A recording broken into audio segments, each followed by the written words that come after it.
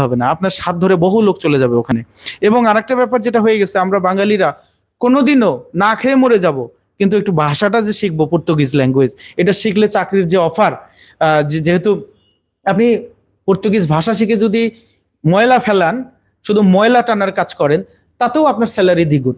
তো এইটা আমরা করব না। আমরা শুধু বাঙালিরা কিভাবে, ও আমি তো ঠকছি, আমি 10 লাখ দিয়ে আসছি, তাহলে আমার এটা উঠাইতে হবে, আমার 5 জনকে 10 লাখ দিয়ে ঠকাই আনতে হবে, আনার পরে 50 লাখ আমার উঠাইতে হবে।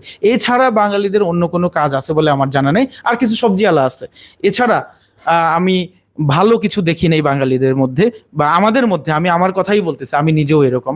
তো এই জায়গা থেকে বের হয়ে আসার একমাত্র একটা উপায় হচ্ছে, আপনারা স্টাডি করে নিজের পিছনে কিছু টাকা এবং সময় ব্যয় করেন। টাকা ব্যয় না করতে পারলে সময় ব্যয় করেন। ঠিক চায়নাতেও এরকম, আপনি যদি চাইনিজ ল্যাঙ্গুয়েজ জানেন, যেখানে 50,000 থেকে স্যালারি স্টার্ট, 2 লাখ পর্যন্ত স্যালারি পেতে পারেন। আর যারা 2 লাখ টাকার স্যালারিকে অ্যাভয়েড করতেছে, তাহলে বুঝতে হবে যে সে 10 লাখ কামাচ্ছে। তো চাইনিজ ভাষা যেহেতু শেখাটা কঠিন, তো পর্তুগিজ ভাষা ইংরেজির কাছাকাছি অনেকটা।